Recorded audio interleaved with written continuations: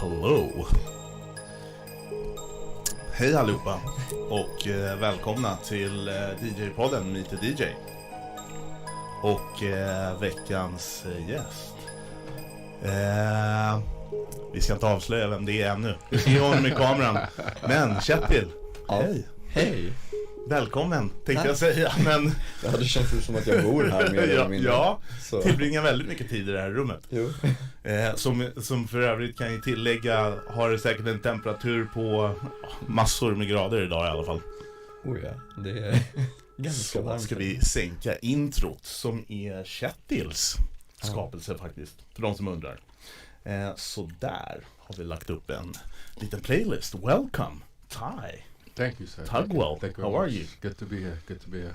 Great to see you. Yeah. Good to see you guys. Good This to is be exciting. fucking talking for once to people instead of just trying to entertain them with somebody else's music. Yeah, yeah, exactly. But that was what pod was all about. We wanted to know the persons, behind the music. Everybody's just doing the live streams, like standing there and performing, and some of them are good and some of them are not so good. But anyway, you want to know who is this person? Exactly. Yeah. Well, So who are you? it's always a hard question to answer. Actually, when Nah, you think you I know quite a bit about you. I did some research. The research. Yeah. All right. Research is good. Yeah. But the music, I guess, has been a big part of your entire life, or Yeah, pretty much. I mean, music's been part of my life as far back as I can remember. Yeah. I was born in Jamaica. Yeah. I grew up in this little, kind of like a little village outside of Montego Bay, which is the second largest city in Jamaica. oh yeah, Yeah, and I was like the performing kid of my neighborhood. I was like the little Michael Jackson of my neighborhood. Yeah. I used to sing and dance and do all this crazy shit when I was little. Yeah, one of my earliest memories is like my cousin entered me into a song contest when I was about 6 years old. oh And right before that, I had drank my first bottle of red wine, actually. Dead serious. 6 years old. I went to the store with him. My cousin was 16. He was like, look, anything in the store you can have. Oh. I was like, anything? He was like, anything. I was like, I want that. He was like, you know what that is? I was like, yeah, it's wine. He was like, you want it? I was like, yeah, of course I want it. Because it was like, you know that song, Red, Red Wine? That song? UB40, yeah. There's actually, like when I was growing up in Jamaica, I don't know if it still exists, but they used to have like wine in like the size of a Red Stripe bottle. Oh, so like very small then, Exactly. like a quarter bottle they have. You know what I'm saying? With just a red label, a white label with red writing, and it just says red wine. Oh, That was it. okay. So I told my cousin I want that, and he was like, "You sure?" I was like, "Yeah, I'm sure." So I drank that. Next thing you know, I'm in the fucking singing contest, singing Kenny Rogers, the Gambler. Oh yeah, I swear to God, Kenny Rogers. You got to know. So where was the this singing contest? At a hotel? No, or this was like actually like this was during Independence time in Jamaica. Yeah. And during Independence time, every little village, every little part, every little square has their little celebration. Yeah. So this was like in the town square, you could say. Yeah. So On the stage. what position did you end up in? I came in second place, bro. yeah. Hey, Nah, that's the good. thing was, Not bad for I a was- drunk 6-year-old. you know what I'm saying? Exactly. And I think most of those votes, because I didn't remember the words. I think most of the votes was more about like feeling sorry or feeling like, I don't know, some kind of sympathy for a drunk. So, you 6-year-old. remember what song you performed? Yeah, Kenny Rogers. Yeah, Kenny Rogers. Yeah. You know it? Can you perform No, it now? even though I don't know. Can we hear it? It's been- Do you have it's it been- on your list? It's not on my. I should You're have put it on my your playlist. list. Fuck that. Yeah, We still got time though. We still got time. Yeah, I'm not gonna change it. I'll just add one. Yeah. Yeah. Add Kenny Add it, Rogers to yeah. it. So then you went from the music to later on. You were in Jamaica, like 6 years old. When did you move from Jamaica? Well, we moved when I was 9. Yeah. 8, 9, somewhere around there. I don't remember Yeah. exactly. But then before that, my mother was a music teacher. Oh. My mother taught music. She went to university and was specified in music or whatever. you Yeah. wanna call it. Okay. So there's always a lot of different music in my house, especially like back in those days. what was that? If you're performing Kenny Rogers in You know what I'm saying? Jamaica. You know what I'm saying? Because back then, music wasn't like how it is now. People wasn't so split up. It wasn't like you had to choose, oh, I'm a reggae person, I'm a rock and roll person, blah, blah, blah. it's like everything was on the radio. Yeah. They had country music. Yeah. They had every kind of Mixing up everything. Yeah, exactly. And this was before hip hop and Yeah. R&B. Well, R&B still existed, but that was Yeah. like Marvin Gaye and things like that. Yeah. Yeah. So we always had music. So when we moved from, actually even before we left Jamaica, actually my cousin Barry, he was a DJ. Oh yeah, he was a DJ. Yeah. He was a DJ in Jamaica. Yeah. And that DJ, it means a different thing. Also Well, in Jamaica, because that can disc actually jockey, mean that you're rapping. You're on the microphone a little bit. Yeah. Yeah. You're selector. Yeah, Selector. selector. That's right. That's what they call him. Yeah. So yeah, my cousin Barry, he did that. You know, I remember. I don't know if those speakers are actually that big. Yeah.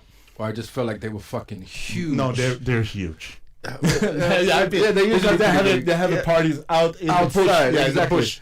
Yeah. I remember it was to the point where he couldn't even connect it to the power in our house. Because it blew the fuse. Exactly. So he literally had to take like a bamboo rod and connect the electricity to the outside of the house. Oh, so you're like stealing Exactly. Exactly. Whenever he wanted to play, we had to do that.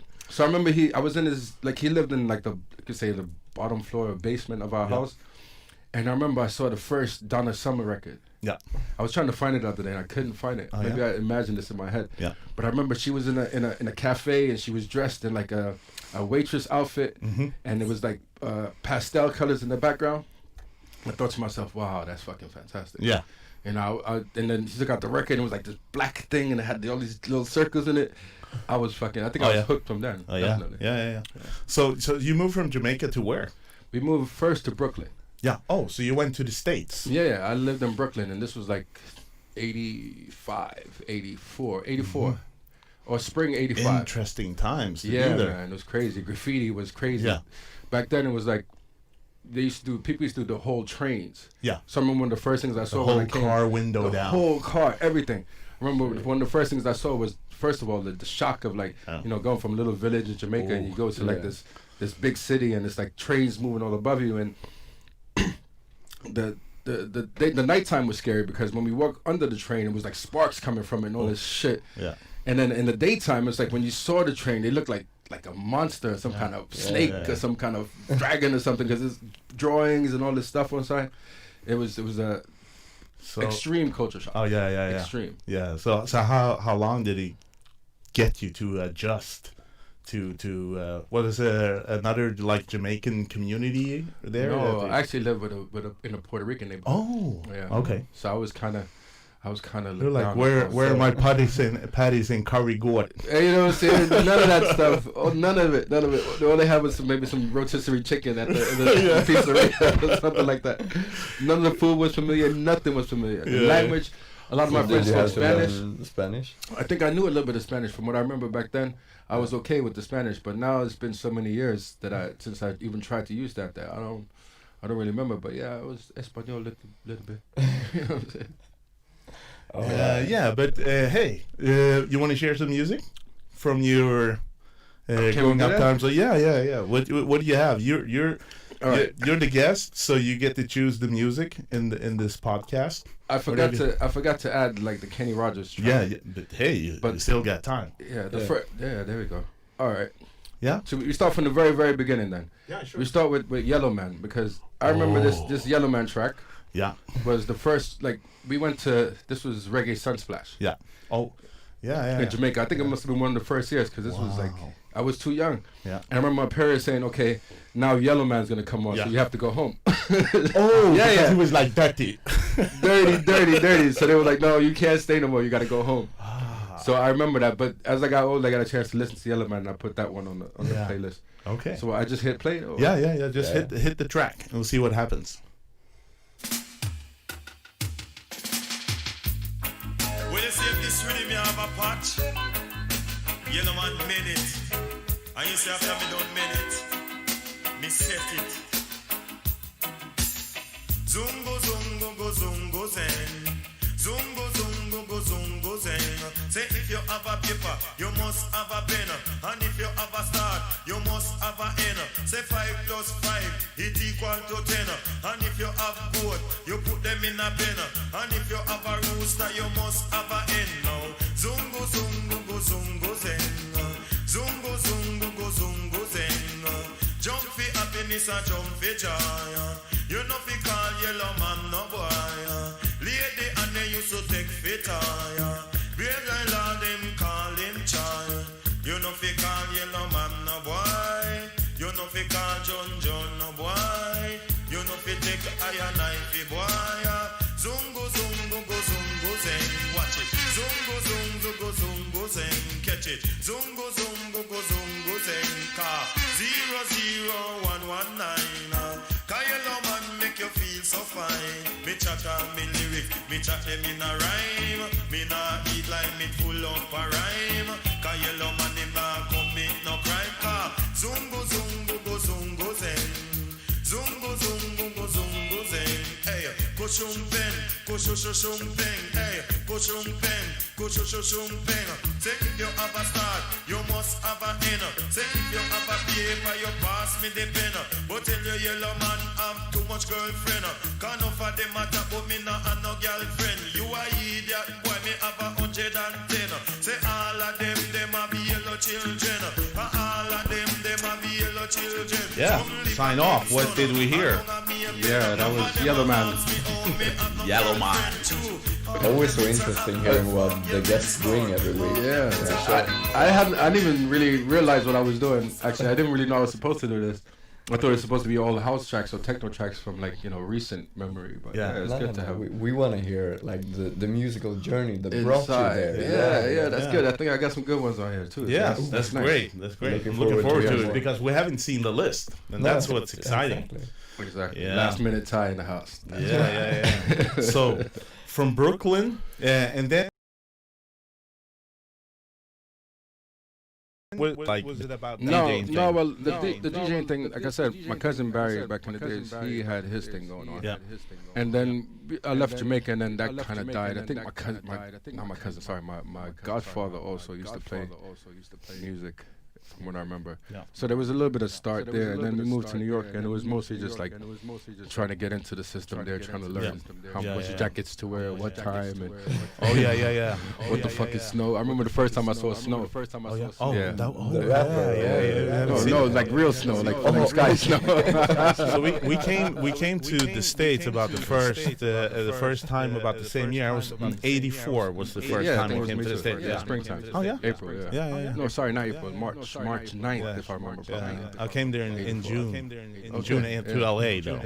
Yeah, West Coast. Yeah, I remember like coming from Jamaica, you don't really get this. You don't really get. The only time you see snow is like Disney movies and stuff like that. So I remember like the first day. But never felt it. Like, no, never. I never really seen it because it's like it's always some kind of magical experience too. So it's like. The first time it snowed, it was like my parents were like, oh, it's gonna snow. I went outside and I looked, and it was like a little bit of flurries, just like a little bit of something. You're like, fuck, this is cold, man. Cold. It wasn't that exciting either, because when you see it in the movies, it's like snow everywhere and everything's white. It's like beautiful. You know what I'm saying? But it wasn't not the slush on the ground. It didn't even get that far. It was like a little bit of sprinkles, and then it kind of just melted away. So I remember I was so disappointed. I was like, this is what it's like. My father was like, don't worry, it's gonna snow. Yeah. Man, literally the next time it snowed, I remember I went to school. I had like one of those Knight Rider Michael jackets on. I think it even said Camaro on the front or something like that. And I'm walking home from school, and it's fucking snowing like blizzard, like when it's hitting your eyes, you can't open your eyes, like that type of blizzard, like the walls like shielding your face. Yeah, I remember we went jacket shopping. Like like destroyed Knight Rider jackets because that's about the same time. So A-Team and Knight Rider, all those. Yeah. And I mean, even from like a little kid, I always been interested in movies and stuff like that. Yeah. And I always watched a lot of TV shows. Yeah. But in Jamaica, they only had like one TV station. Yeah, I remember. My dad used to work for it. JBC. Yeah. They're the only one. Yeah, the only one. Yeah, he used to work for the TV station. Yeah. So then you move to New York, and it's like you got all these shows. You got A-Team, you got Knight Rider, you got Miami Vice. Where Miami Vice came on, that was killer. Let me tell you how I'm not gonna say old, because let me tell you how back in the days, I used to watch Miami Vice on a black and white TV. black and white. Respect that. Yeah, that's respect. Yeah, with the turning knob. Oh yeah. Iron You got James. VHF, you got UHF, you got all that stuff. Yeah. Oh man, that was crazy. Oh, damn. Yeah. So how long you ended up in Brooklyn for? I think we lived in Brooklyn for maybe 3 years. I don't remember exactly. I think I was maybe like 12, 13 when we moved. Then we moved to Queens. And it was a completely different situation. Oh, yeah? We ended up moving. Some shit happened in my family. And we ended up having like emergency move, which at the time I didn't really understand what was going on. But now that I'm older, I realize that was. Oh yeah. You were too young to get involved in the situation. Yeah. But then we moved like in the middle of the school year, like in the middle of not even the school year, in the middle of the last year of junior high school. Those are the European people, but I know what junior high school is. But it's like you go through like what was it, 8th grade, 9th grade, something like that. Yeah, or something like that. Yeah. And then like when you switch over to the next grade, then you start a whole different school. So high school starts then, and then you go to high school to like 17, 18, depending on when your birthday is. So I was like 12, 13, and this is like in February. So we moved in February. So all the kids in my new school, they all knew each other. Because they've all been to school together with, at least for like, the latest ones were like 6 months they've been there. I came in like the last 6 months of school. And also midterm. But at least the beginning. Man. It already begun. All the guys hated me. And all the girls loved me. Because all the girls, they were like, oh, who's the new guy? Yeah. And all the dudes was like, yo, why you getting so much attention from the fucking girls? I'm like, yo, I don't know nothing. I'm just here. And at that point, I don't want attention for the girls. I want friends. I never really said that. I never really said that. No. I'll take the attention from the girls, and I'll deal with the friends as they come. So no, I dealt with that. That was good. So we moved there, and then it was like a completely different thing because you move from one country to another country where you have no like connection to your old self. Because when I moved to Queens now, there's Jamaican restaurants down the street. And there's the Jamaican neighborhoods. This was more like the Jamaican neighborhood. Matter of fact, I moved from Brooklyn to Jamaica, Queens. So even the place is now called Jamaica. So I'm chilling. Yeah. And the leap from the United States, East Coast to Sweden. So that took a while. Yeah, that whole thing. Because my thing was when I moved to Queens, I didn't really go to high school. Even though I was supposed to go to high school, some shit happened. I kind of skipped school a lot. Yeah. My school was really fucked up. Like literally, like it's not even a high school anymore. They shut it down. It became something else. People getting shot in my school, stabbed in my school. So much worse neighborhood that you moved to in Queens that you were. Technically, not really, because my neighborhood or my street, like that little block, New York is kind of like that. It's kind of broken up into different places. Like you can be in the richest neighborhood here, and you cross one street over, it's like you're in the ghetto. You know what I mean? So where I live, my block itself was a nice one. I had 2 fireplaces in my house. You know, a garage where you can drive your car into your house. You know what I mean? Different floors and stuff like that. So I didn't grow up poor. I'm not a ghetto kid. I didn't even know they had that in Yeah, Queens. Yeah. My parents, matter of fact, I used to live down the street from where Donald Trump grew up. Ooh, that's cool. Well, not live down the street. Sorry, that's a misquote. I knew someone that lived down the street, but it's not too far. It's like from where he grew up is like maybe 15 minutes from where I grew up. But it's still like even where he grew up is still not 20 minutes, 10 minutes from really fucked up neighborhoods. Because I mean, we're talking about New York in like the 90s when crack was the thing. Crack was fucking everything else. Was gangs ruling the streets Not also? really gangs like that, because by that point there wasn't really that many gangs in the East Coast. Gangs are more of a West Coast thing. Yeah, we had them out there. Like blue or red, you had to choose neither. Don't wear neither in our neighborhood that we were living in first. In New York during that time, it was more about crews. You had your little crew. You know, you had the Southside crew, you had this crew, that crew. Oh, it's more like inspired by the Warriors. Exactly. No, because even the Warriors was a little bit more organized. Everybody wore the same colors and shit like that. But it was more like the Warriors. Like if you had a brother and some friends that you grew up with. 3 or 5 people, it wouldn't be like 10, 20. So did your crew have a name? Nah, we didn't really. Well, we had a little name, but we wasn't really a crew like that. Come on, spill it. I'm not gonna say that. Shout out to my boy Dre in New York. Shout out to my boy Chris in New York. My boy Raymond. All of y'all, what's up? Yeah, he's not gonna tell the crew name. He's not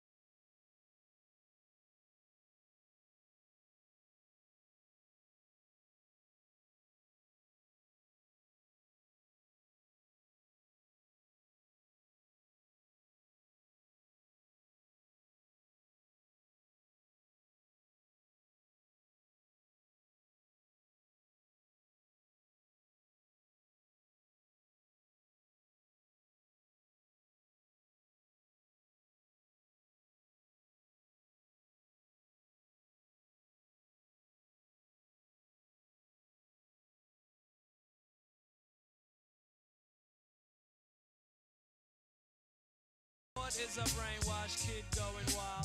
Young little girls already have a child. Bad. And now you've been framed. The parents are hurted and ashamed for ruining yourself. And your mommy can't cope. Hey, little kids, don't follow these dopes. As a rule from a non-fool. Your life don't drool. Don't be a fool like those that don't go to school. Get ahead and accomplish things. You'll see the wonder and the joy life brings. Don't admire these. Hey, they don't admire you. Their time's limited, hard rocks too. So listen, be strong, scream whoopee-doo. Go for yours, cause dreams come true. And you'll make your mommy so proud of you too. And this is a message that the ruler Rick threw, and it's true. You know what? We like to party, party. You know what? Hey, young world. We like to party, party. Hey, young world. You know what? We like to party, party. Hey, Mr. Big Hey, don't you look fly? You don't have a Oh, my. You've been fighting again and you forgot why. Hey, kid, walk straight, master your high. Why? Because you make your family cry. And all jokes aside, are you in good health? Hey, boy, now have you really checked yourself? You're a disgust, you know someone that I can trust you. Steal Mars welfare. And you'd run and buy some dust and plus, I must say, big shot you're not. Your friends are talking and I'm hearing that your girls are what? You didn't know? Go steal and rob. And while you're at it, go get a suit for a job. You see you're acting like this urge is demanding. Come on, wake up. Have some understanding. Society's a weak excuse for a man. It's time for the right. Now it's time to take the stand. Believe it or not, the Lord still shines on you. He guides you, and he watched you as you grew. Plus, past the age of a little child, that's true. But folks your age don't act like you do. So be mature and put the boy to a halt. And if you're over 18, I wish you'd act like an adult. Don't live in a world of hate. Pull yourself together and get yourself straight. Men don't steal. Hey, most don't borrow. And if you smoke crack, your kids will smoke crack tomorrow. So be more mature. And kids, do your chores. Make your own money. Hey, be proud, that's yours. You know why? Cause that's a man. That's brains, no spite. Staying out of trouble when it comes inside. And a man never loses a fight in God's sight. Cause righteous laws are overdue. And this is a message that the ruler Rick threw. It's true. Every time. Hey, no, not every time. This was the first one. Okay, every episode. Yeah. We have to do it just to shock everybody. I think I put the lock on here by Yeah. accident. Oh, yeah. 11:29. I have to change the code later on. Or Now everybody knows. movie. Yeah. If you want James' laptop, come to his house Yeah. and press 1129. Yeah, there we Oh, it's go. not a laptop, There we it's go. an What iPad. was that? Slick Rick. That was Slick Rick. And that then was the title? That was Hey Young World. Hey Young World. Yeah, that was the positive track from. 'Cause Yeah. back in the Yeah. days, people always used to have kind of like one of each kind of track Yeah. on their album. Ah. Because so they would have like one, love song, one Yeah. positive track, one pro Africa track or some crazy Yeah. shit like that. Yeah. But this was like his positive to the youth. But the rest of the record was not like this. The rest of the record is like Yeah. treated like 6 a prostitute. minutes. Yeah. There's actually a song called that's called Treated Like a Prostitute. Oh, And yeah? I remember my mom freaked out Oh yeah. when she heard this. Heard it. This was on a Sunday too. I bought this record. Whoa. Remember I bought the record and she was like, You're "Why not you allowed play to this cuss in the house, on a right? Sunday too." Oh, No. she freaked out. Were you allowed to cuss in the house when you were a kid? The fantastic thing is my mother, even now as I'm 40-something years Yeah. old, my mother's actually heard me curse maybe 2 times. Yeah. It's I the same thing. don't curse in front of my mom. No. I don't curse in front of my mom or my dad. Just out of respect. I know that if I did it, it wouldn't be that big of a deal. But it's No. also to show her the person I'm becoming, because I remember my mom told me when I was younger, she was like, stupid people curse. Yeah. Because they don't know how to express Yeah, themselves. exactly. Yeah. And I don't think I'm stupid. Shit, then I It must tricked be you into that one. like in deep No, water. but serious. Yeah, but I must be dumb as shit because I swear all the time. no, but you grew up. You just Yeah. get Those are raised. just You words. don't cuss. Yeah. That's it. That's Yeah. true. I mean, That's it wasn't like something that she had to like. No. Enforce all the time. No, it's just like that. Yeah. I mean, in general, I was a decent kid. I didn't try to give too much trouble. I just didn't go to school. Yeah. That was my thing. Yep. I just didn't go to school, especially high school. Before that, I went to school. But Yeah. So you left the girls. They're still there. Girls? The girls in high Are school. there other The places other in one. high school? No, to well, find girls? that was the thing. What we tried to do, we cut school and would hang out at my friend Mike's house. Yeah, Mike's parents. Now you know we was hanging at your house all the time. Oh, all day. Yeah, we go to Mike's house all the time, and we try to convince girls to come over or whatever. Yeah. And just maybe try to get one beer that 4 of us could drink. You know what I mean? That'd be like the thing for we got a beer. Yeah, we play. I know you know this game, John Madden football. No, I don't. No. You mean? on Sega. On Sega. Yeah, sure. Yeah, we used to play this American football game called John Madden football. Yeah.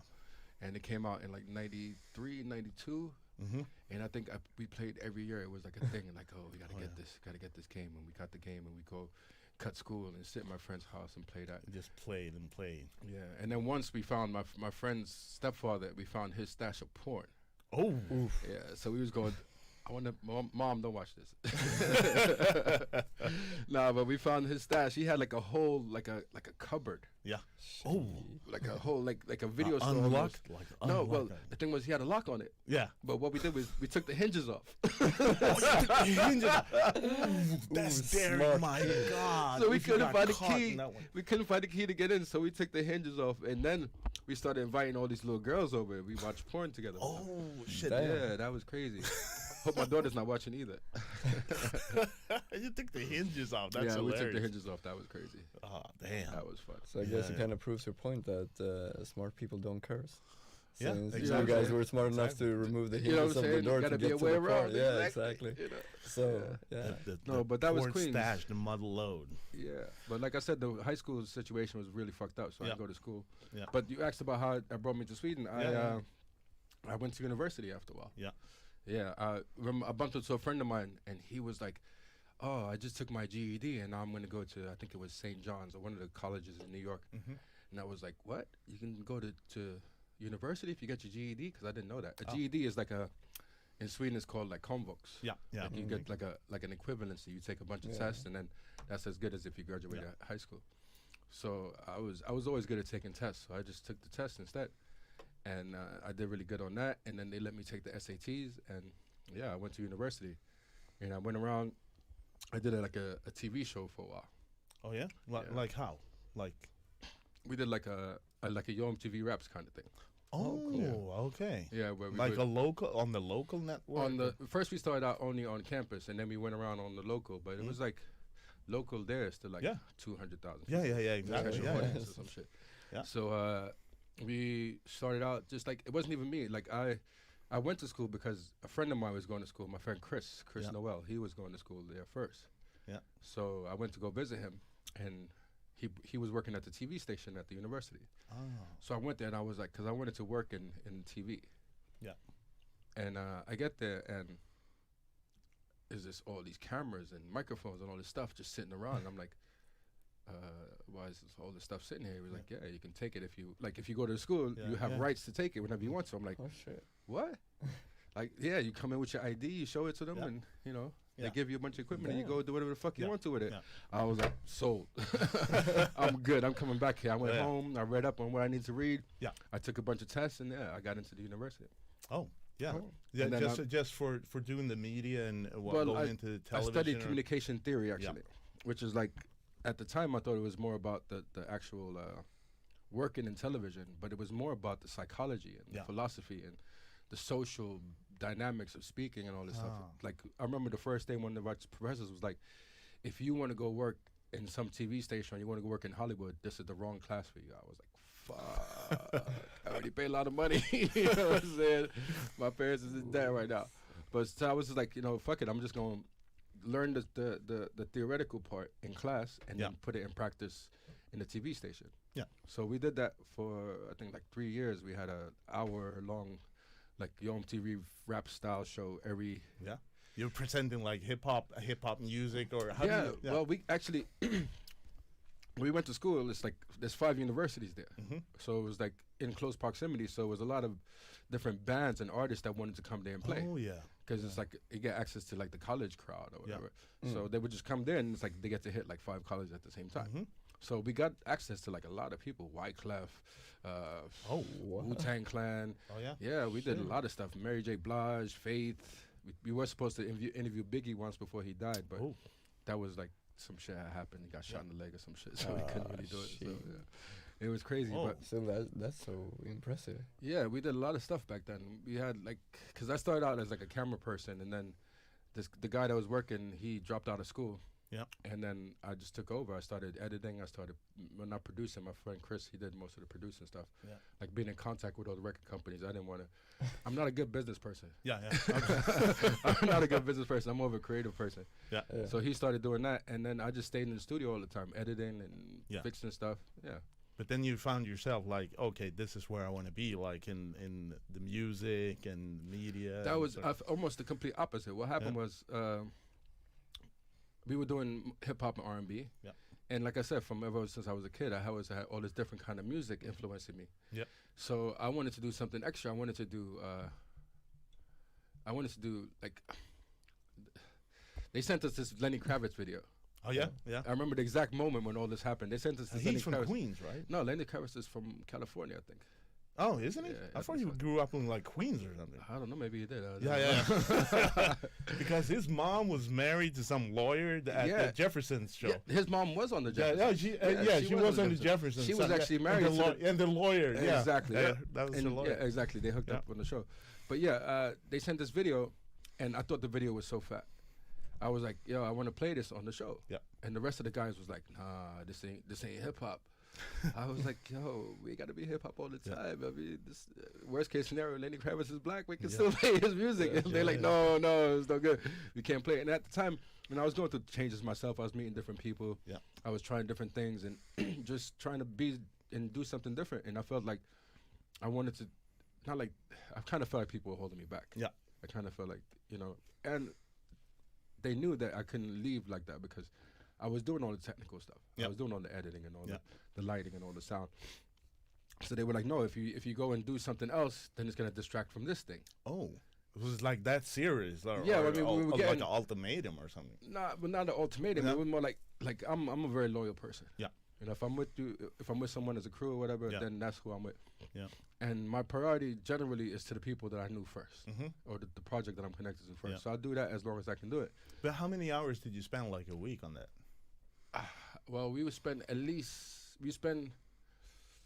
maybe at least one day, so like 12 hours shooting something, let's say, in general. Yeah. And then maybe like another 6 to 8.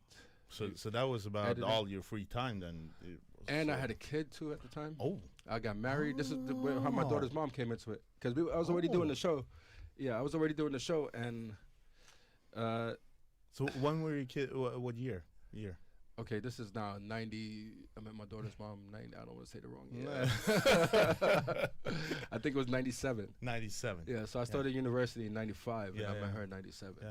And she was about to get out of school, but I still had some time left Yeah. in school.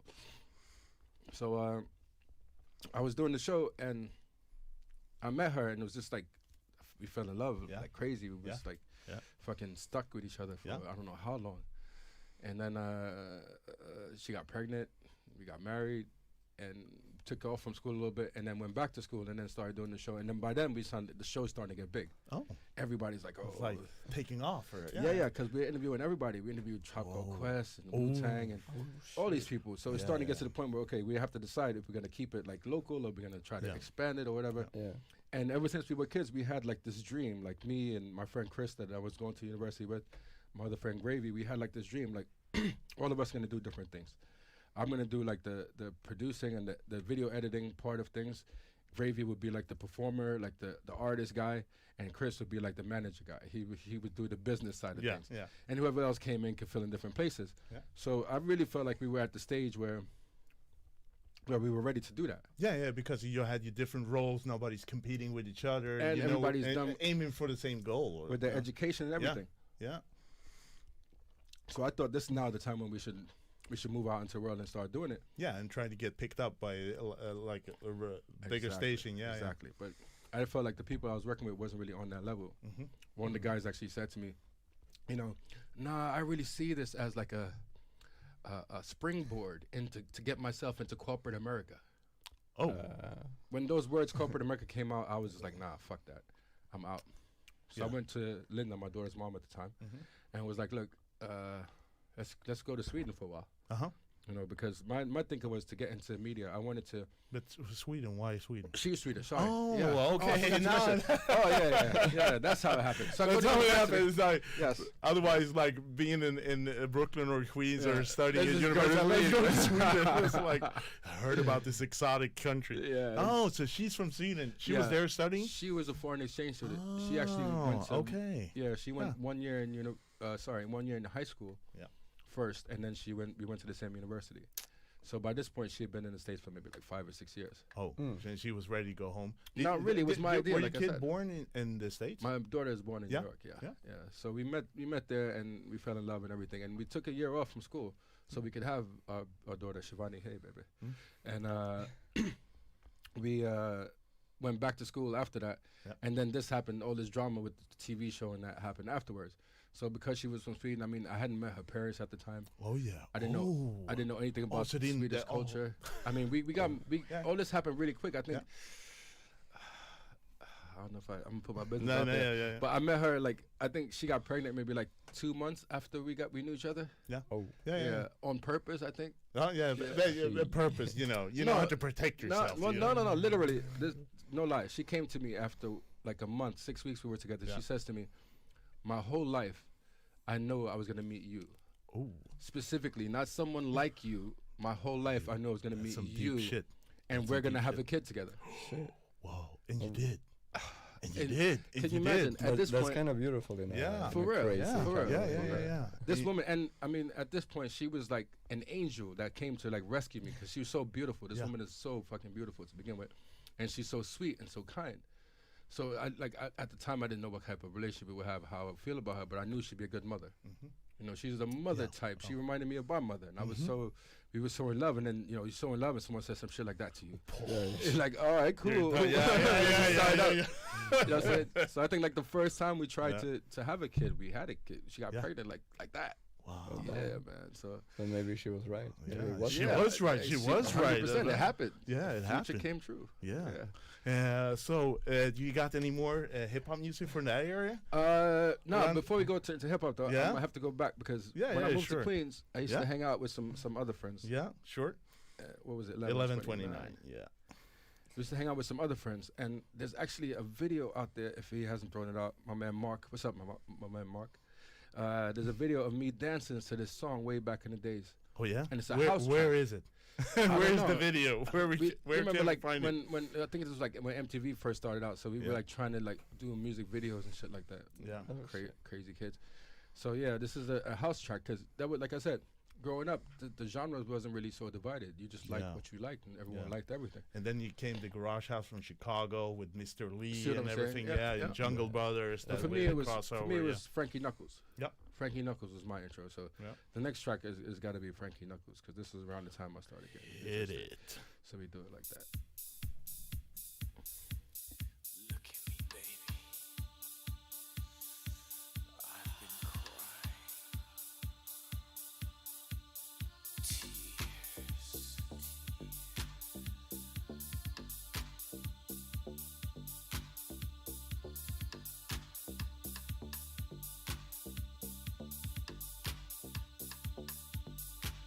So many.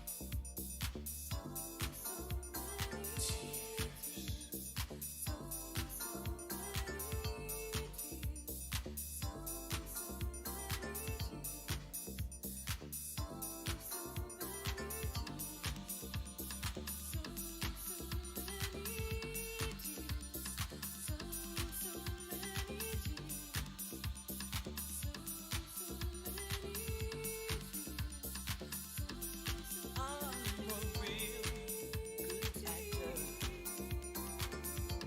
This is a heavy role.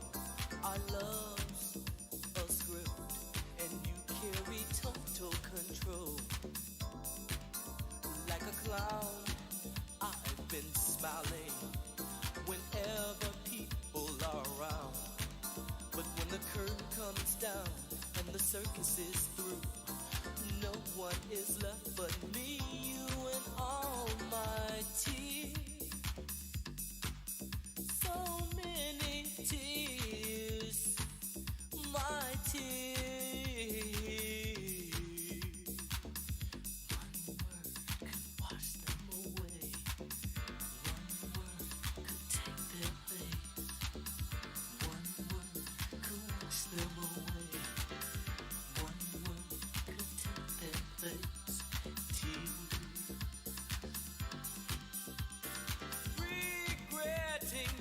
nothing but the pain. My heart, my life, my world is filled with rain. I'm drowning. When the curtain comes down and the circus is through, no one is left but me, you and all my tears. One word could wash them away. One word could take their place. One word could wash them away. So many. One word could take their place. So many. One word could wash them away. So many. One word could take their place. So many. So many tears. One word could wash them away. This is nice. This reminds me of the sound like Alexander O'Neill and Sherelle style. Yeah, Exactly. yeah. Yep. They're doing Back in those days. Can't you So who was this? Frankie Knuckles. Frankie Knuckles. Frankie Knuckles. I never heard of him. You never heard of Frankie No, Knuckles? Oh, you gotta check it out. Me neither, actually. Got a couple of classics. Got a couple of classics. Yeah. Oh, they got the rap in there as well. This is probably not even his most famous song. I think there's another track that he had from back in the days that's more popular. I can't think of it right now, but Yeah. yeah, that's not even his most popular track. Yeah. Frankie Knuckles. Frankie Knuckles. Anyway, good What times, year was this? house Like, music. I don't want to misquote it. no, but but approximately. I would say 92, 93. Yeah, but then he Somewhere was a around little there. bit later than Alexander O'Neill Yeah, became. exactly. Yeah, Like, it's in end that of the same. 80s, 89, 90 with Sherelle. Yep. 80. And that was like SOS Band. Exactly. Remember, yeah, Yep. those days. So, Frankie Knuckles. Yep. Cheers. No, Like he I was said, like a big name, but here's the influence also. This is like he's an East Coast guy, or I have no idea. I think he's from somewhere in New York. Yeah. Or maybe Chicago. I Yeah. don't know. But I mean, like I said, back then it wasn't like you could just Google somebody. You know what I mean? Yeah. It was like Yeah. I remember my friend actually had this on vinyl. yeah, And imagine like well, how old was he? We were maybe like 14, 15. Yeah. And he had this on vinyl. We used to rock it out in his basement. Yeah. His grandma's basement. I was fat back in the days. back in the days. Yep. So then you decide hey, we should move to Sweden. Yeah, like I said, I was just like, it was time to do something different. Yeah. I kind of felt like I said, I was working in the media business, and I wanted to walk into a job interview and be extra special. Yeah. Because I felt like I've been working on a TV show already Yeah, that's relatively successful, so then I could have that as a thing. But there's other people that's gonna be able to walk in and say that into a job interview. So I wanted to be the only motherfucker that could walk in there and say, yeah, I've been working in Sweden for the last 2 years. yeah. You know. Oh, I yeah, wanted to have that yeah. experience. Of course. Then you're gonna be different. Then you're gonna have advantages. Because Exactly. At that time, everybody was going in like the media and hip hop and trying to, Exactly. and that's the thing of the United States. So it's like You got to make yourself yeah, special somehow, yeah, especially in New York. So my idea was to go there and to come here and to go back after 2 years. Yeah. But then, you know, we were young. I Yeah. got married, I think I was 21. Yeah. And I was young. Still, I thought I was done with life and thought I had experienced a lot of things, Yeah. but, you know, it wasn't really the Yeah, case. yeah. But it is like that, you know. Yeah. When I was 17, you thought you knew it all, and Exactly. like as you say, 21, you're like, hey, I got a Exactly. kid, I'm married. Exactly. Yeah. Yeah, and you come here and you meet new people and you do different things and you realize, wow, I haven't seen anything about that world. And you know, you meet all your friends that done the East Asia trip where everyone goes to Thailand, Cambodia, and Laos. The backpack. They go the backpack and shit, and I'm just like, oh, I never did that either. And it's like you really realize, wow, I am still pretty fucking young. And Yeah, but still, to go from Jamaica and that type of culture to New York and to Sweden, I mean, that's totally different Yeah. things. I mean, it's been a bit of a journey. yeah, for sure. It's been a bit For of sure. a trip, actually. Yeah. Yeah, but it's been fun. I love my life. Yeah. That's one thing. More than likely, whenever you meet me, you'll hardly ever hear me say something negative or be in a bad mood. If I'm in a bad mood, I stay home. Yeah. I can say that from personal experience. Thank you, sir. Yeah. Yeah, it's not good. I mean, I think you, as human beings, we're here to help each other. Yeah. Yeah. For sure. So you have to kind of try to put out as positive energy as possible and give people as much as you can whenever you can. And I try to live my life by that. Yeah. But you've been in the DJ business or sort of event thing here in Sweden for like 18 years or something like that. Yeah, I don't even remember how long. I'm sure I With have to the, think the about it Bloomer, now. with the Bloomer on Bean stuff at yeah, London, that was our that first was little thing. 18 years ago. or Yeah, but something. I started DJing before that. The thing was, after like 6 months being here, 4 months being here, we used to hang out at this Thai place on Skånegatan, Kupanjan. Yeah. It was a Thai restaurant. Yeah, it's still Or it there. still is a Thai restaurant, exactly. So we used to hang out there all the time, to the point where I got to know the owners and stuff like that. So they wanted DJs to come in and play, and I wasn't working at the time, so I thought to myself, maybe I could come here, play some hip hop, because back then I was playing hip hop. Oh yeah, like the bar kind of sort of. Well, gig. yeah, I was trying, because the thing was, I saw how hip hop had changed in the States by that time. I saw how the vibe was gone. Oh yeah. When I came here, people were still backpacking. People were, walking around with backpacks and rhyming out and writing their little rhymes in their notebooks and stuff like that. And graffiti, which I'm not really a fan of graffiti at all. Yeah. I think it's a bit old school and a bit played out and unnecessary nowadays. But people were still doing that when I first came here. So I thought, What year was that? I came here first. The very first time was 1999. So did you come here like on vacation? No, and go we back, came or with the just idea. Moved here? We came with the idea to stay here for 2 years, like a 2-year extended vacation. Bang, right off the bat. Yeah. Yeah, I And want to then go come back. here. I want to come here. I want to get to know my daughter's mom's family. I Yeah. want to get to know a little bit about the culture. Yeah. I want to work in media for a little bit. I want for everything to be cool like that. So I did that after 4 months, I started working as a DJ at Kupanjan, playing some hip hop and all the rest of that. And then through a friend I met at a bar randomly, I got another job working in media. I worked for this production company and worked on a production in Gamla Stan. Oh, okay. Yeah. Doing with type of work. I was what you call a TOM, a technical operations manager. Okay. Because I knew how to do all the different facets of video production. Then they were like, well, I guess I could be in charge of everything. Yeah. And then you realize, hey, you come into Sweden, you're something special. Coming from See, New York. Exactly. I didn't really realize Hey, that there was a little bit of an advantage, especially in that business, because people expect you to let you know what you're doing. And to some levels, I did kind of know what I was doing. Yeah. That's the story of our lives, though. I've been working in that for many years, and I worked through all the different parts of it. Yeah. From, like I said, started out a cameraman, learned a little bit about sound, did some editing after that, then, just learning all the different parts and learning how to manage a live show, which is fucking hectic. Trying to do a live broadcast when you got like 5-6 cameras and 4 or 5 different microphones and trying to juggle at that everybody. time, it was very manual. Everything was super manual. You're pushing buttons that don't fucking work, and oh man, it was crazy. It's crazy. So yeah, I did that, and after 6 months, I started working in television. Everything was going smooth. Yeah, just randomly, because I met this girl at a bar, and she was like, "Oh, I know a guy that does that." I was like, "All right, cool." So I sent him my resume. Yeah. Which I think she said, "Yeah, I know this guy that does that." And then we end up meeting that guy outside the fucking bar. Oh, just randomly. Just randomly. Talked about it. Yeah, just when we spoke about him, he was like, "Oh yeah, send me." He was walking his dog even. He was like, "Yeah, send me your resume." So I sent it to him. I didn't really think anything of it. Yeah. So I'm sitting at home, maybe a month, 3 weeks later, I get this random phone call. "Hi, we're doing this television production. We need someone just like you. If you want to come do it, the job is yours. How much money you want?" I was like, "You're like what? Say what? Yeah, a lot." Yeah, I mean, I had an idea how much money I wanted, but they ended up making me an offer, and I didn't really. I got robbed a little bit. I had to admit. What was that? Is someone stealing your car? It sounds like a big engine out there. Yeah, it sounds like a Magna muscle exhaust muscle car. Yeah. Okay. Yeah. No, but I did that for a while.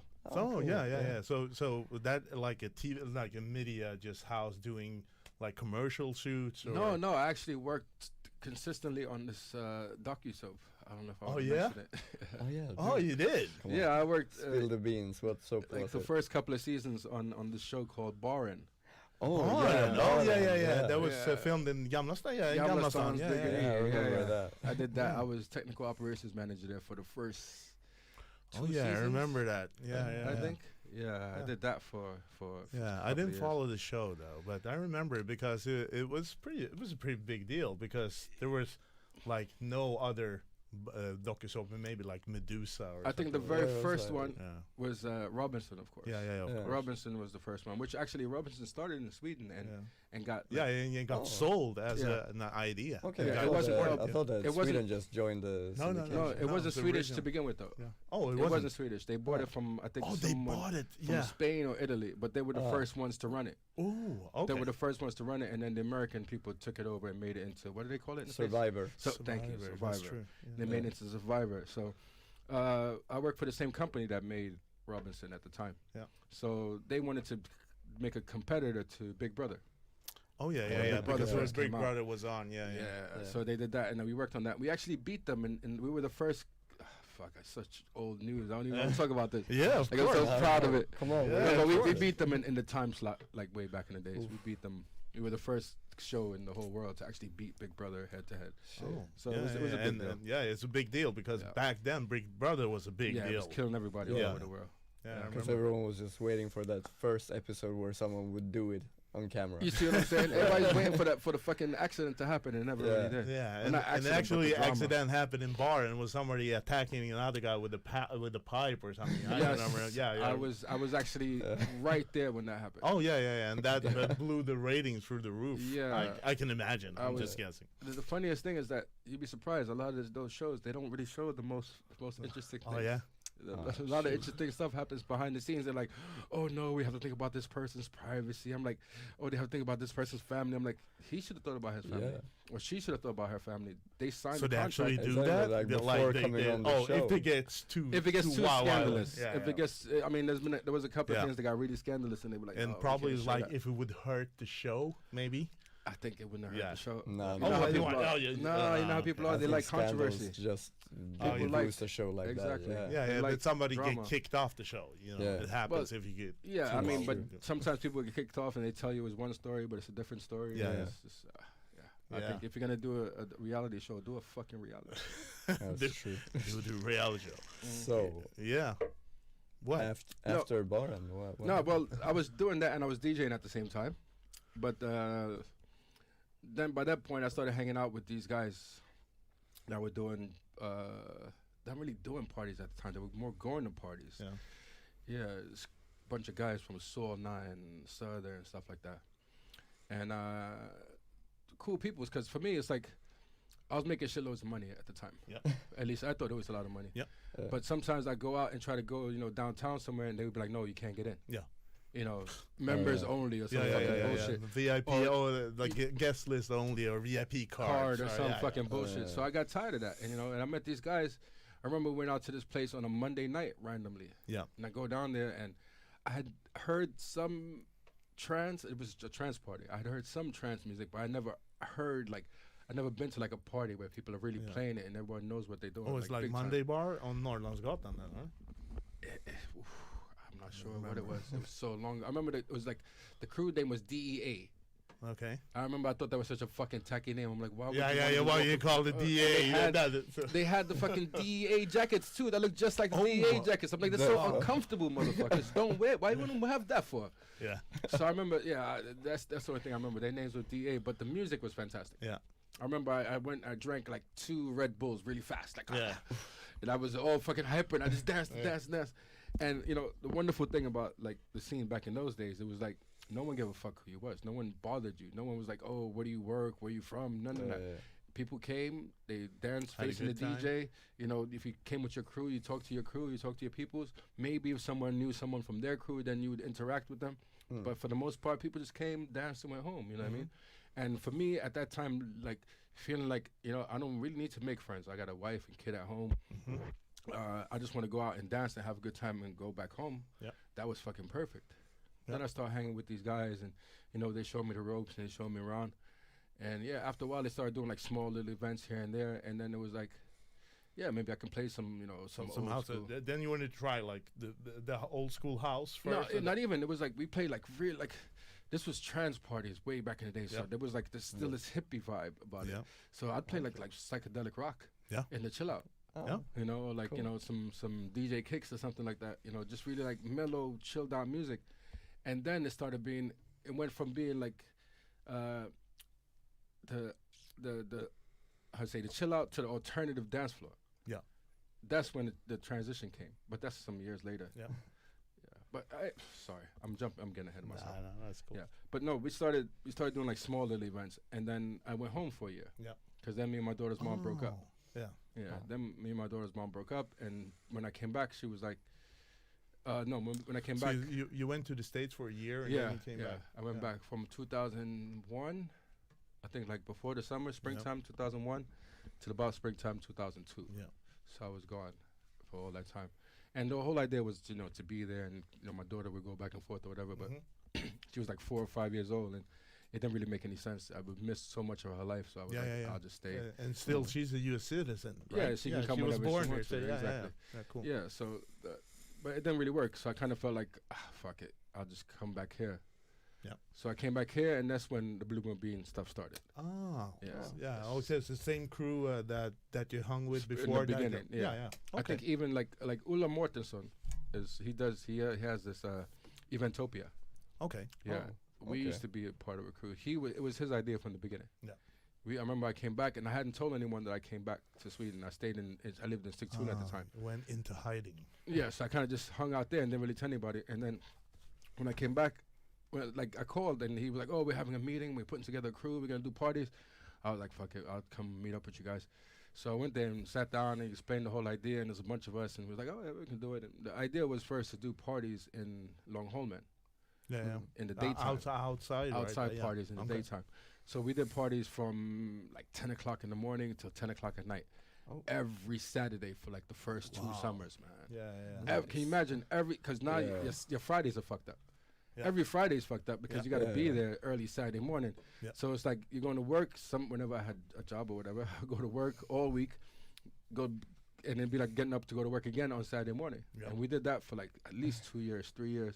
Oh, you did? Like every Saturday? Every Saturday. I was actually there once then. I was like during the daytime or afternoon. Yeah. I went in. Yeah. Because there's some rule that says that if you stop at 10 o'clock, that everything's cool. So we just followed those rules. Oh. Yeah. And then one year the cops was like, no. When I'm talking about Långholmen, it was like on Grytan. top of the mountain. Yeah, Grytan. Yeah. Then I was there. Exactly. I was there. Yeah. So like. Then the cops was like, "Oh, you guys, if you're gonna be doing this, you need to apply for permission and blah blah blah." So then we started doing that, and then we applied for permission. They gave us like a few times a year, so we would do like maybe like 4 times a year. We did like maybe 3 or 4 years. Oh, so you actually got permission to do it? Yeah. We got permission. We had to get guards. We had to build toilets and all this shit. So, and you did. Yeah, we did all that stuff. Well, not build toilets. We just just put them out there. Yeah, exactly. We brought them in. Yeah, so we did all the stuff that we needed to do, and according to rules and regulations. And exactly. And that's not a small project here in Sweden. No, getting all the red tape and we had to get a lawyer at some point. Oh yeah. Yeah. So we got the lawyer and we fixed all that, and we did Blue Moon Bean consistently for many years. Cool. I don't even remember how many years. I think this year would be the 20th year if we would have kept on going. Oh yeah. So that's where you played at the place, or we started. Yeah, Socially Hazardous was the name of the first crew. I got that tattooed on my arm. It was my first crew that we had in Stockholm. Yeah. We went around. We started with Blue Moon Bean, but we did Halloween. I don't want to say we were the first, but I think we were the first. Yeah. We were the first to do a full-on Halloween party in Stockholm, at least in the techno scene. Yeah. We had a place in, I want to say Södermälla Strand, but I don't remember which one was first, because we had one at the university and we had one at Södermälla Strand. Those were the first 2 that we did or something like that. So we brought, different ideas, trying to bring in different the Halloween culture wasn't a thing here. Halloween was not a thing. This was like 2000, sorry, wow. 2005, 6. You know what I mean? So no one was doing Halloween parties back then. So we did Halloween and all the rest of that stuff. But people get older, people change, and priorities change, and we stopped doing that. You move on. Yeah, exactly. Yeah. So we stopped doing. But then you got established like a DJ if you were playing there, Exactly. Yeah. And one of my things was also like one of the reasons why I kind of had to separate a little bit from Socially Hazardous was because after a few years being here, a friend of mine died. A couple of friends died actually. A friend Peder, he had a car accident. Oh. He was in a car accident, and he passed away. And that guy was such a cool fucking guy. Man. Yeah. He was really nice. He was really relaxed and always like always happy and always, like the life of the party, you could say. Yeah. Like the person that would pick everybody else up. No, so he was in your crew? He wasn't really in our crew. He was just a guy that was around. He had his own Yeah. crew. Him and Ula actually had a crew for a while. Yeah. But he died, and it was like, it bothered me that he was just going to pass. It bothered me that he would, not no one, but like, he wouldn't still be remembered amongst us. Oh. Like, you guys probably haven't even heard of him. You know? No. And if he was still around, you guys would definitely know who he was. Yeah. So to me, I wanted to do something to keep him alive, or to keep his name alive. And then around the same time, another friend of ours died. Oh. Who was Ula Clausen. Uh-huh. And I used to work at Kupanya, like I said, and he's the one that's done all the artwork there. Oh, all the drawings, all the sculptures, all the rest of those things. So he passed away, and I was just like, these people, I want to do something so that their name goes on. So I thought about doing the Ellie Awards, which is like an awards ceremony for the underground people. So, and my idea to was get recognized for all the do as I Exactly. wrote in the intro, like because now we're talking about 2009, 8, 9, 10. This was like people weren't making money like that back then. Like now, it's like back then, if you had a party and you had 200 people, it was a success. Yeah. You know what I mean? Yeah. If you had 300 people, you'd be like, wow, this is fucking amazing. You know what I mean? So it's like, I wanted to do something so that all the people that were making their efforts and all the people that were devoting their energy would have something that stayed behind after they were gone. Yeah. So I came up with the idea, but it's like because I was a part of the socially hazardous crew, and we were doing so many things, it was kind of like, oh, but then it'd be like the socially hazardous crew is doing that. Mm-hmm. So we were already starting to fizzle out a bit. Like we weren't really doing that many things. So I kind of just removed myself a little bit more so I could do the Ellie Awards project, and then just branched out on my own. Yeah. Oh, and then I was right when I wrote the Ellie Awards. You wanted to sort of lift the people behind the scene because nobody was getting recognition at the time in the underground scene at all. Yeah, I mean, you were getting some recognition in the underground scene, but it wasn't like I think one of the first things I wrote was, when we were all gone, no one's gonna name a street after us, or no airports or nothing. And these people are valuable, and we should have some kind of legacy and all the rest of these things. So the whole idea was trying to create a platform so we could have, those of us that committed our time and our energy to this will have something that stayed on after we was gone. So where did the name come from? Ellie Awards. Ellie Awards, excellence in electronic music. It's for excellence in Stockholm's electronic music community. So the two things in there that's doubled is electronic and excellence. I thought Ellie, and there was this girl, her name was Ellie, that was kind of cute too at the time. So I was like, yeah, why not? Ellie Awards. Who Ellie? That's my ex-girlfriend you're talking about. Oh, word. Okay. So what you got for us? More music. More music. more music. Another track. I think we can skip ahead now. I think people know that I used to play hip hop, and I like a little bit of old school house. Oh. Yep, that was still going. We got to hit. Yeah, hit pause. Now you hit the song. Yeah. All right. No, because like around that time when the Ellie Awards came, like I was hanging out with a bunch of different people, and before I used to play like really almost high energy, big beat sound. Yeah. Oh, nice. And then I don't remember who I was hanging out with, but they played this track for me called In White Rooms with Booker Shade. Yeah. And when I heard the way that they put that track together, I was like, there's another way to reach people. You don't have to smash them in the face the whole time. Yeah. You know what I mean? Yeah. So, I mean, the next track I'm going to play is In White Rooms with Booker Shade, because that, in a way, like I would say, gave me a fuller understanding of electronic music. Yeah, the production thing, because at the time also there was a lot of sampling going on. Yeah. Well, Or I mean, in general, I would say just like like I said, I started out with trance. So trance it's hard and it's heavy and it's fast. Yeah. And then I went into more like techno, like big beat techno. Like I was playing like big beat tracks, like what's that group called? The Crystal Meth, and Chemical Brothers and people like that. Like really like industrial almost kind of sounding music. And then someone, I don't remember who it was, but they played this track for me, and I was just like, it can be like this too. You know what I mean? Like so, I felt like that was like in a way a big part of my understanding electronic music. Okay, so what? This is the track actually? Yeah, Booker Shade. Oh, hit it.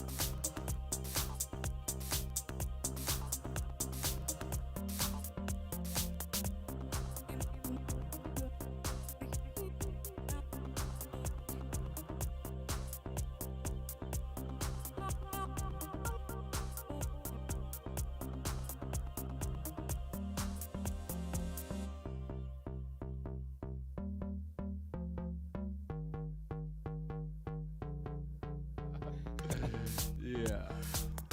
Ja, det är bara kolla att alla är med här. On your toes, that's great. Yeah.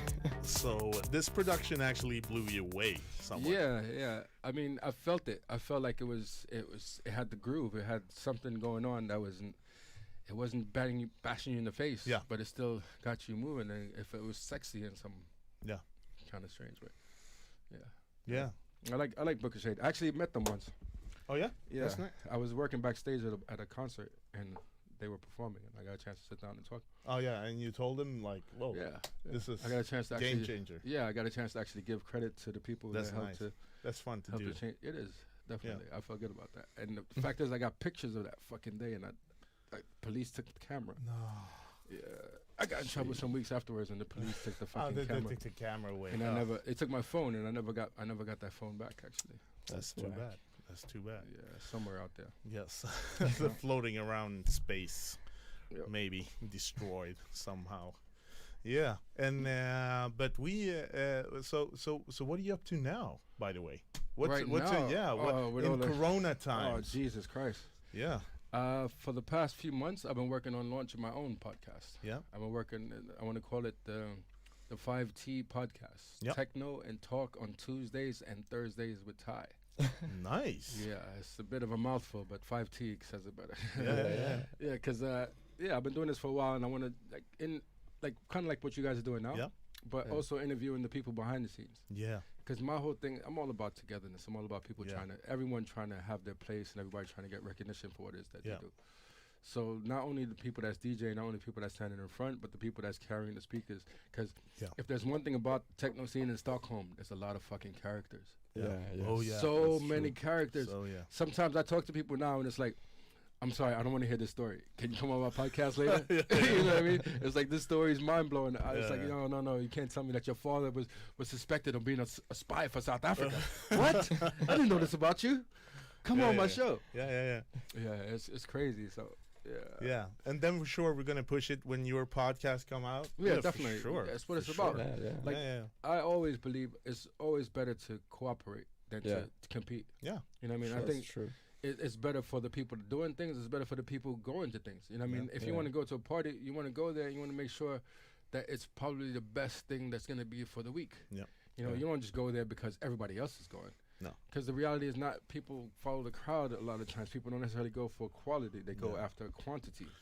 You know what I mean? Which is, it's not to say that if a lot of people are there, it's bad. Yeah.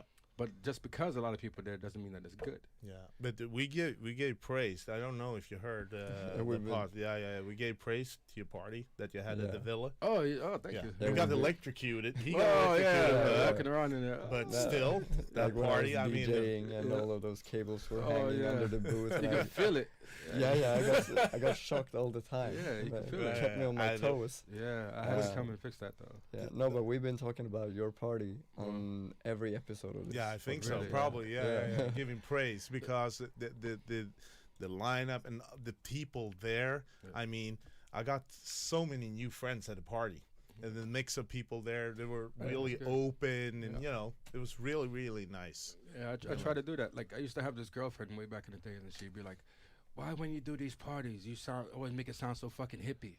I'm like, "Yo, I'm just speaking from the heart, baby. If I happen to have some of that in me, then that's me." You know what I mean? Because the reality is, if you set up your party a certain way, if you talk to people a certain way and advertise yourself a certain way, then some people are gonna say, "Hey, you know what? I'm not interested in that." Yeah. And for me, that's fine. You know what I mean? I don't think it's necessary for you to set up things so that everybody is supposed to get everybody to be there. Yeah. I think you have to speak to your audience and speak to the people that you want to be there, and in some levels explain to them what it is that's expected when they get there. Yeah. You know, Yeah. I don't expect you to come and dance and have a good time only. Of course, that's the priority, but there are requirements. If you want to come to a party, you're expected to be respectful. You're expected to fucking not be a racist and not be an asshole, not be a fucking chauvinist or whatever, not to be harassing women. You know what I mean? Yeah. And you have to make that clear, both from you as the person that's doing the party, with your general attitude, and also with the way that you put out the events to people and the people that you invite, of course. Yeah. I think that's probably been one of the things that I'm a little bit disappointed in the scene lately. Yeah. Because I kind of feel like, and I'm not blaming only the people that's doing the parties, because I think it's a combination. Like, you have to tell people what's expected of them when they get there. Yeah. And when they get there, the other people that's there, they have to be guiding those people down the road. You know what I mean? True. And the reality is the scene's blown up so much in the last, like when I went away on my little vacation in 2014, when I came back in 2016, I would say it was 5 times the amount. Like if you were going to get 200 people at this party, it's now 1,000 people at the party. You know what I mean? It's going bigger. It's just, and it got like exponentially bigger. It wasn't like, it was just ridiculous. So I think with the people doing the party, it got a little bit out of control. Yeah. Like you can't talk to 1,000 people. No. You know, you can't tell 1,000 people personally, I want you to act like this. You know what I mean? Yeah.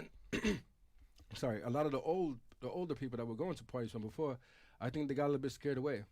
Yeah. By the new people, the new crowd that was coming. Because I know for a fact that there was girls that were like, you know, back in the days, they used to come and they had dreadlocks, you know, they didn't shave their armpits, you know, they didn't shave their legs or nothing like that. Yeah.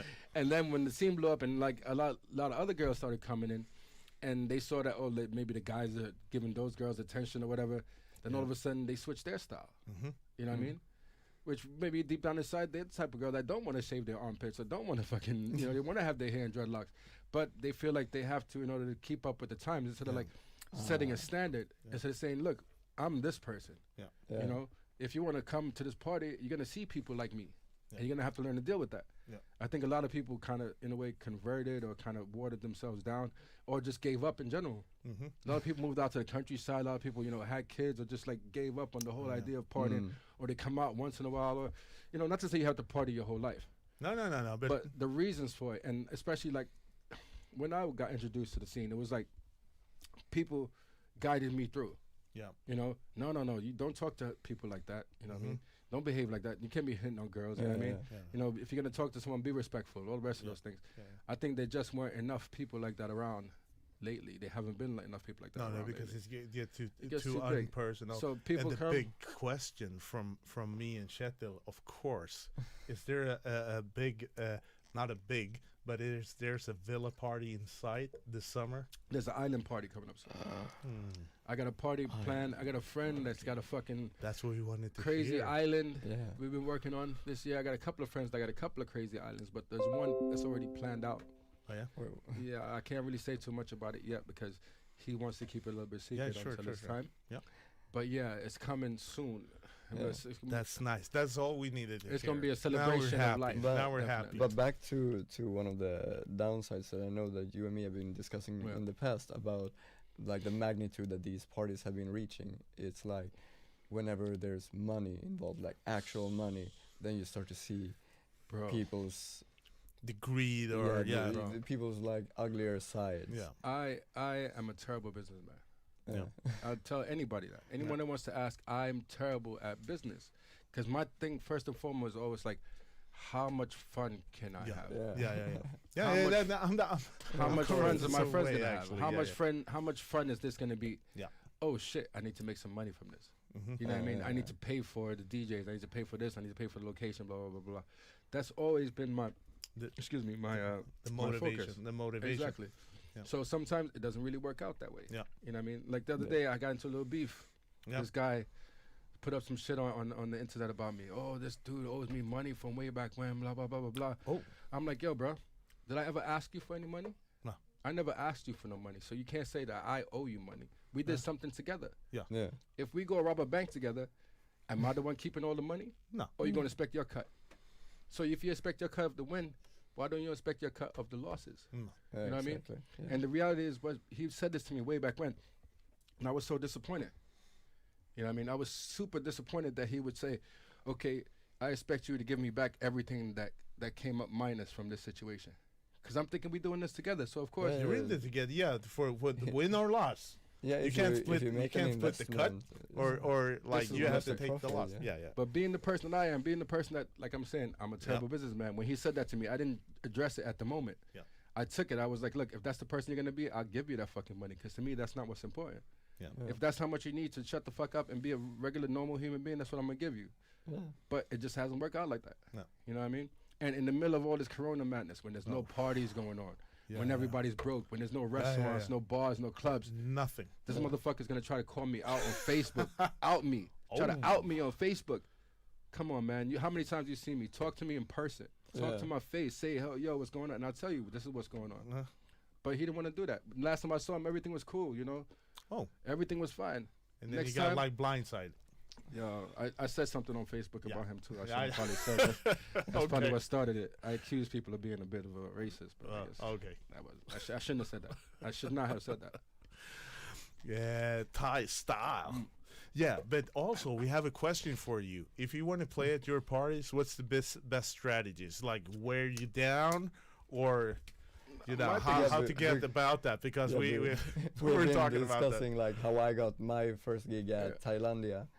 No, the thing was, I hooked you up because we go back way back since that party, and I remembered you from that day. I remember your performance on that cruise, and I thought you were a cool dude. I mean, in general, I like to give people who haven't had so much exposure in the scene. I know you've been traveling all over the world playing music and shit, but you never played at the bus stop. I'm like, okay, well, I'm gonna get somebody that's played there 5 times already to come do another gig. It's like getting new people. I mean, I'm a strong believer in the fact that in talent. You know, I might not be the most talented person, but I can definitely recognize when someone else got talent. Yeah. You know what I mean? So and that was so great at the party. Shettil played after me or something. You mean in Tyresö? In the in that party. That's when I discovered him. Yeah, you see what I mean? Yeah. And I was like, I'm all about that. I'm giving praise. Especially since I kind of shoot for parties that's not so gigantic anyway. So I don't need to attract 1,000 people. I need to attract 200, 250 people that really want to be there and really want to, you know, vibe out to the music. Not to say that look, if I could do parties and 1,000 people come, fine. Yeah. I'd love it. But no, I'm going to do it my style. I'm going to do it the way I want to do it. Thai style. Know? Exactly. Like, I don't know like all these DJs from Berlin or fucking Spain that I could call, or I don't have no connection with. You have the talent right here. Exactly. And this is supposed to be Stockholm's underground scene. Yeah. You know what I mean? But we got so much talent, so many people in Stockholm that don't get a chance to play. So if someone comes to me, yo, send me a mix. If you send me a mix and I think it sounds good, next opportunity I got, I'm going to put that person in. Period. Yeah. That's how I work. And of course, the closer we are as friends, the more we talk, the more we party together, then, you know, it's going to happen more. I'm thinking, I need someone to book. Who am I thinking? Oh, the guy I was hanging out with yesterday. Of course. It's the same thing with your tracks that you got. You forget something, you're like, damn, I wanted to play that one. You forget that all the time. Yeah. So I just don't really have a pattern. I try to give the people who I think deserve it as much credit and as much space as possible. Nice. Nice. I love to also look back and be like, oh, I gave this person their first gig. Now look at them. They're out in the world. This is fantastic. I love it. It's like you feel like a happy parent. Yeah. It's fantastic. Of course.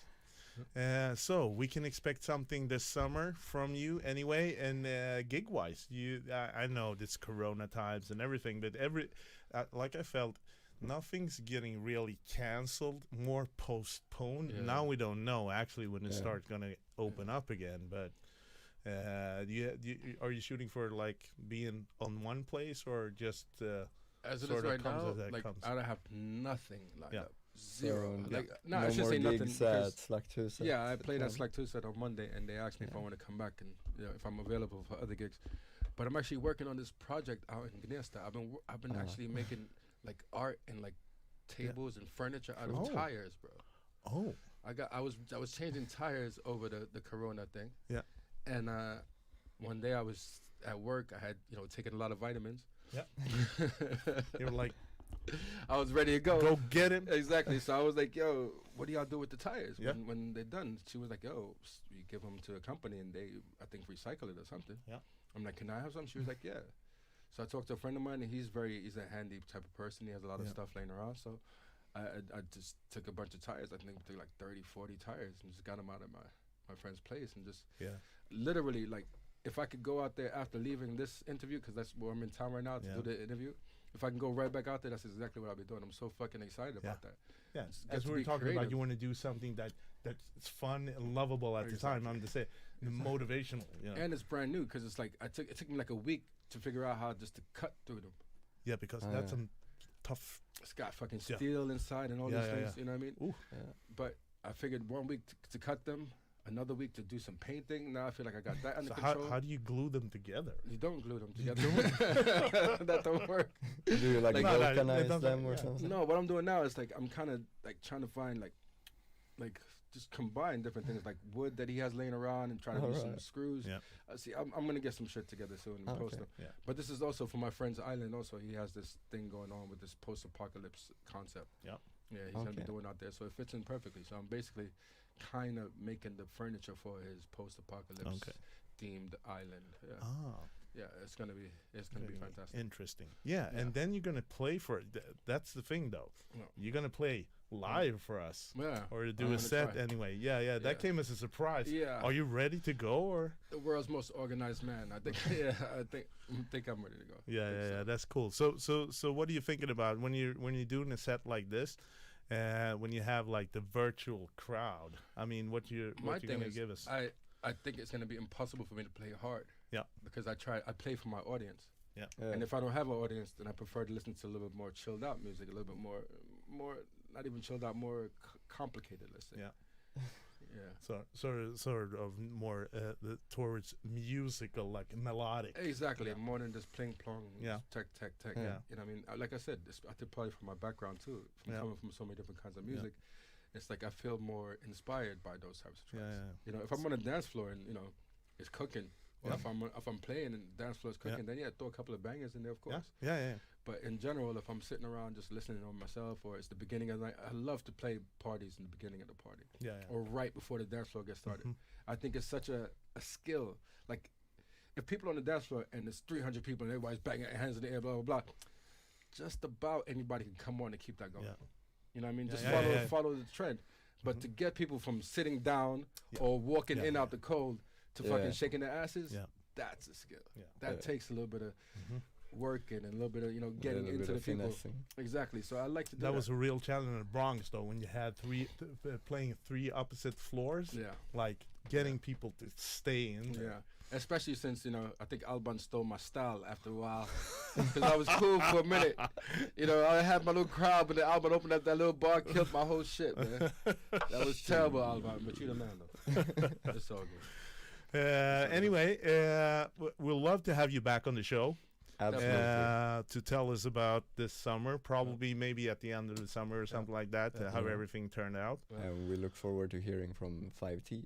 Yeah, 5T podcast coming up soon. Yeah, I've been having so much trouble with that. I hope it's technical stuff, but everything is ready to go. We got the logo, we got the concept, we got everything rolling. Yeah, so you have to come on the show and tell us about that. Yeah, and we're looking forward to this set. Yeah. Fantastic. Me too. And this summer, we hope that Corona stuff ends so we can play. When was the last time you played in front of a crowd? Actually, I played Monday, but that was a crowd. People were sitting down, kind of couldn't really. You're not really allowed to dance to move around But the last, what the hell was the last gig I had? I think that was actually a Slack 2 set also. Oh yeah. Yeah, I think I played in a little room back there. Yeah.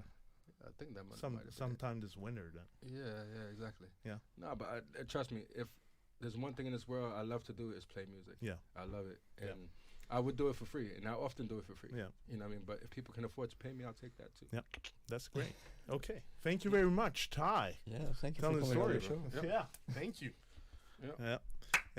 Så, då ska vi höra på Thais set helt enkelt. Så vi klipper streamen här. Välkomna åter och tack så mycket. Tack James. Ja, nästa vecka. Klerenbäck. Ja, mycket intressant. Debut. Studio 54, New York. Debut Studio 54 som 18-åring, 1978 in New York. He got some That's stories. Some heavy shit. I had stories. Yeah, living Michael Jackson coming into the DJ booth and What? Stay tuned. Stay tuned. You gotta hear this one. Okay, tack allihopa. Ha det bra.